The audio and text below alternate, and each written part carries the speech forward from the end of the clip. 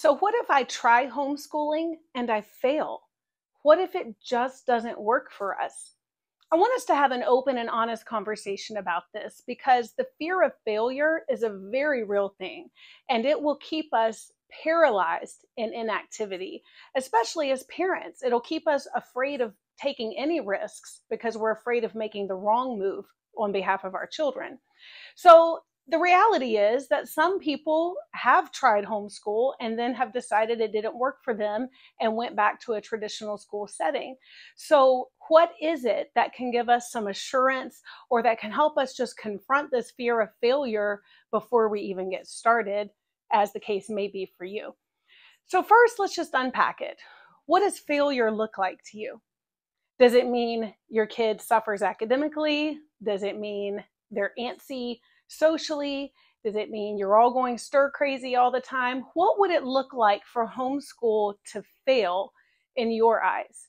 Now, keep in mind that with parenting, we don't always know what we succeeded and what we failed at until later down the road. We have to take risks. We have to make decisions in the moment, day by day, that we think are best and that we believe are best.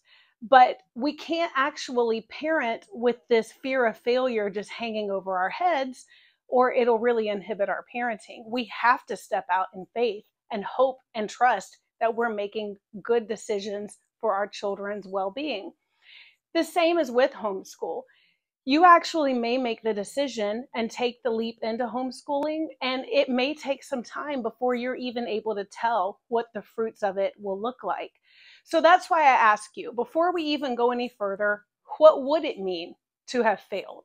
Are you afraid that you'll get to the end of the road and they won't be able to get into college, or that they won't have any friends? Are you afraid that they won't be prepared for business or for career? What would that look like? Now, I can reassure you with statistics all day long that the odds are in your favor. The odds are in the favor of your children to be able to succeed and thrive in homeschooling, whether it's college prep, whether it's athletic involvement, creative expression, socialization, all of these things homeschoolers are known to thrive in. But I really want you to think about, what would that mean? If I'm afraid of failing, what am I really afraid of? Let's go ahead and talk about it further. I'm just going to go ahead and put it out there. What's the worst that could happen? When I think about it, the very, very worst that could happen is that you could try homeschooling, let's say for a year. And at the end of that year, you could decide that it was completely miserable. Your child hated it, you hated it, and you're going to go back to traditional school. The very worst case scenario is that when they go back to traditional school, you find out that you taught them even less than their peers in the traditional school learned, and they're behind grade level. Now you say, well, that's awful. Well, I agree. I'm trying to present the worst case scenario, not the likely scenario, but worst case, because that's what fear tries to do. Fear tries to overwhelm us. So let's go ahead and call it out. What is the worst that could happen? So if you somehow didn't teach your child anything for a whole year and then tried to put them back in traditional school, there's still a chance they might be on grade level, but let's just say they're not and they have to repeat a grade level. That would be the worst case that I could think of.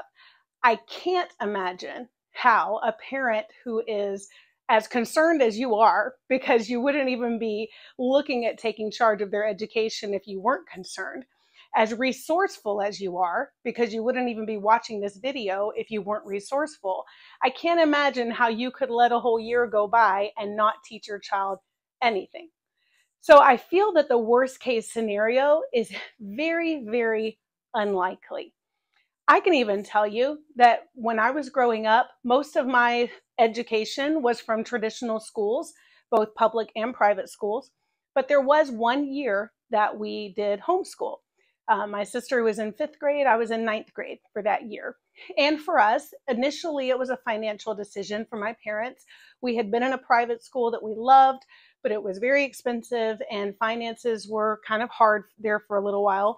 So we opted to homeschool for 1 year to save money with the intention of going back to private school at the end of that year. And I can tell you that the transition from school to homeschool was very easy for me.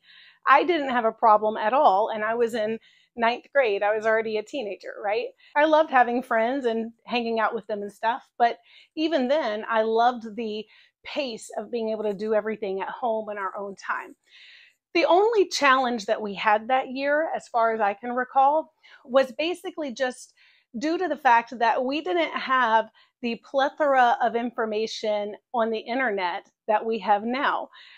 Really, we didn't even have a computer yet. And so the internet was maybe a thing, but it wasn't something that was widespread and at our fingertips like it is now.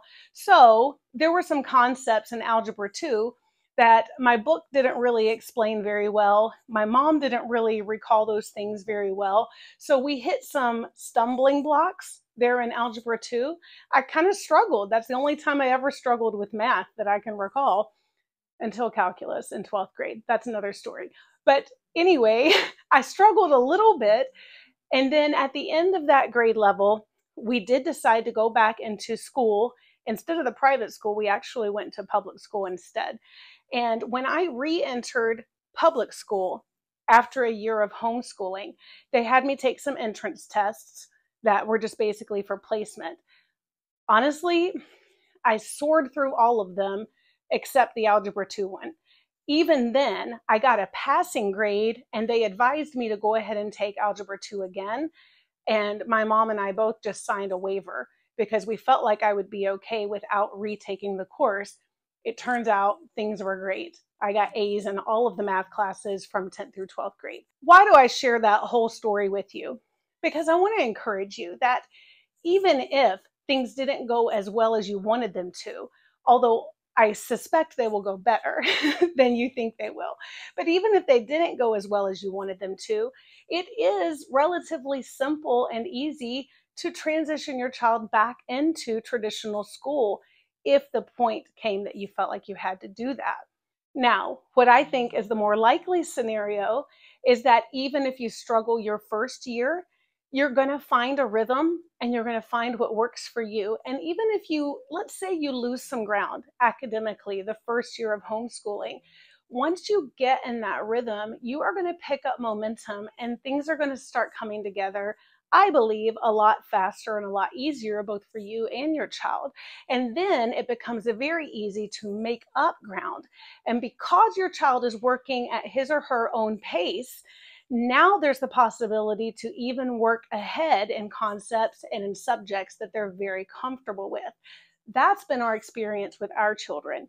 We started homeschooling our daughter when she was 4 years old in kindergarten material, and we've allowed her to work ahead. When she found something super easy, we didn't just do busy work and keep on pace with the curriculum. We went ahead and moved on forward. We let her jump forward in things, and it's been motivating for her, and it's been a way that she's been able to excel academically. We've also begun doing the same thing with our 3 sons. We started all of them, honestly, at age 3 with just some light preschool material just to make sure they were ready for kindergarten. And then we've let them move at their own pace. And what we found is there are some things that they're going to need to slow down and take some more time on. Right now, my 10-year-old is in 6th grade math, and we've slowed down on some of those concepts. But then what we find is he picks up his science book and it's clicking and he's interested and he loves it and he's able to move at a much faster pace in science. So it actually levels out in the long run. So I don't know if that encourages you. I hope it does, because I want you to understand that while it may feel like a huge risk, the risk in the long run has to be weighed against the risk of leaving them wherever you have them right now, or putting them wherever they would need to go if yours are about to start school. Why do I say that? Because obviously, if you're considering homeschooling, there is something about traditional school that you don't care for. There's something that you either don't want to put them into a particular environment, you don't feel that they will excel academically there, socially there, or maybe there are other motivating factors. If you travel a lot as a family and you need the freedom and the independence to move around, maybe these are reasons that you're considering homeschool. So then you have to weigh the risk of taking that leap versus the risk of doing what you really don't want to do, which is put them into one of these other schools in your area. So why do I say it that way? Because either way, risk is involved. I'm sorry to break it to you. I know you know that. But in most things we do as parents, it seems like we're risking making the right decision or the decision that we wish we would have made opposite. It's just, it can be that way. But I want to reassure you that yes, this is a huge decision, but at the same time, it doesn't have to be earth shattering. If you were to get involved in homeschooling and you decided, wow, this isn't what we thought it was going to be. First, there are resources to try to help you troubleshoot, to try to help you strengthen your homeschool, to try to help you find a good groove and find a smooth path that works for you and for your kids. There are lots of resources like wiserhomeschool.com and my YouTube channel and the things that I try to put content out to help you along the way. You can try all of those things, but even if you exhaust all of your options, or if something in life changes and you can no longer logistically homeschool, then what's the worst that could happen? They transition back to a different school. And honestly, I don't think that's going to be an earth-shattering transition for them. I think that they can weather the storm, and so can you. I hope this has been helpful. I hope it's been encouraging. If it has, go ahead and like it, share it, subscribe on YouTube.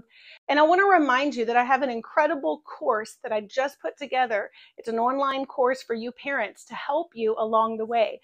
It's at homeschoolcrashcourse.com, and you can get started immediately. Just go ahead and head over there now. Please drop any questions you have in the comments. If there's anything along these lines that I didn't speak to, I would love to get back on and address those things specifically. I'm so excited to be on this journey with you as you begin to take those steps to launch into a thriving homeschool. After all, our kids deserve better. I'll see you soon.